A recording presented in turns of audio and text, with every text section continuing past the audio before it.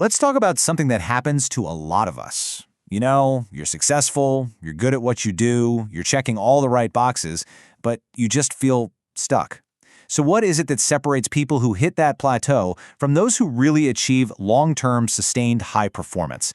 Well, today we're going to break down the habits that actually make the difference. So this quote, it comes from a woman named Lynn, and on the outside, she's an absolute superstar. I mean, 3 promotions in 5 years, everybody admires her. But when she was asked why she was afraid to climb to the next level, this was her secret. This was her confession. She was barely surviving the success she already had. And maybe that sounds familiar to you. You know how to get things done, right? But the idea of adding just one more thing to your plate, of chasing that next big goal, well, it feels less exciting and more just exhausting. You actually start to limit your own vision for the future because you're already spread so thin. You know what? There's a name for this feeling. Let's call it the achiever's dilemma. It's this paradox of being totally capable and accomplished, but at the same time feeling restless, unfulfilled, and just a little off. And it's an incredibly common trap for smart, driven people like you. The way it's described in the source material is just perfect. It's like you're flailing around under 10 feet of murky water. You can't see where you're going, you're not making any progress, and you just can't find any air. And even if you're not totally drowning, you might feel like you're just going through the motions, where all the chaos has somehow become normal. So what's the fix? Well, if you've tried all the usual advice and nothing's really clicked, you are definitely not alone. It turns out that for this specific kind of problem, a lot of the conventional wisdom we hear all the time, it just doesn't cut it. And this slide really nails that disconnect, doesn't it? On one side, you've got the advice we all know by heart. Know your strengths, follow your passion. But then on the other side, there's the frustrating reality.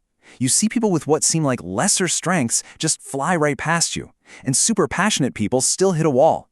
It just goes to show you that these ideas, they're only pieces of the puzzle, not the whole picture. Okay, let me give you a perfect example of this problem. Meet Tom. He's a successful executive who did everything right. I mean, everything. He analyzed his past, his limiting beliefs. He took every personality test you can think of, Myers-Briggs, StrengthsFinder, the whole shebang. He had binders full of information about himself. And the result? 2 more years of total frustration. And that proves it. Knowing yourself isn't the same thing as growing yourself. So if the old advice is failing us, what actually works? Well, it turns out high performers practice a set of very deliberate habits. And the first one, which might just be the most important, is seeking a very, very specific kind of clarity. They focus on what the source material calls their primary field of interest, or PFI. Now, this isn't some vague passion. It's a specific area where you fully commit to becoming a specialist.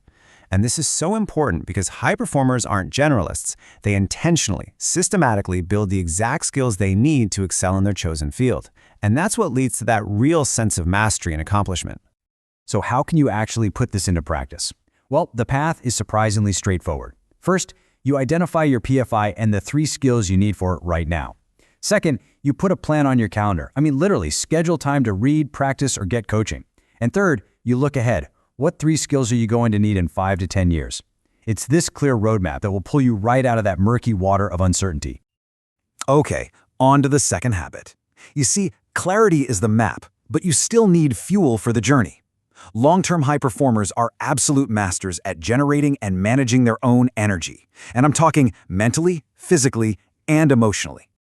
This was a confession from a CEO, in the middle of the night, feeling completely and utterly drained. His energy was tanking, and his whole team could feel it. He had this moment of realization that he couldn't lead his company to the next level because he himself just felt so depleted. So here's the key takeaway from that story. His team gave him this bracelet.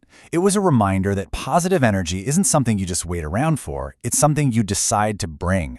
High performers consciously choose the emotional state they want to be in, and they work to cultivate it all day long. They decide to bring the joy. And that brings us to the final habit, raising the stakes. You see, high performers don't just rely on motivation that comes and goes. No, they manufacture psychological necessity. They create situations where they have to perform at their best. This is a quote from a Marine, and he was describing his options when he was facing this intensely high-pressure situation. He said he really only had 3 choices, and these were the first 2. But what was that third choice? You know, the one that really mattered. This is such a powerful example of the role that identity plays. His performance wasn't just about his skill, it was about who he was. The absolute need to act came from his identity as a Marine. And this is exactly how high performers raise the stakes. They tie their performance to their identity and to a purpose that's bigger than themselves. They have to deliver because it's a direct reflection of who they are. Okay, so how do we pull all of this together and actually put it into practice? Clarity, energy, necessity. It all comes together when you define your next move with incredible razor-sharp focus. The antidote to that feeling of being busy but not productive is identifying your prolific quality output, or PQO. Now, this is not just your to-do list. It's the 1 or 2 key outputs that truly matter in your field. This is what you should be obsessing over. And you know what? It's also the secret to beating procrastination, which isn't a personality flaw, it's a motivation problem that just disappears when you're working on things that truly get you excited. So, what does a PQO actually look like in the real world? Well, for a speaker, it's paid gigs. For a trainer, it's finished courses. For a writer, it's completed pages. You notice how specific these are? They're tangible outputs, not just vague activities. So, the big question for you is, what is the PQO that will actually move the needle in your career?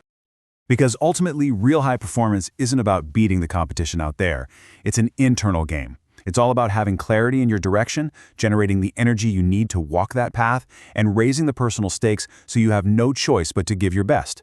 It's about a commitment, as Faulkner says, to simply being better than the person you were yesterday.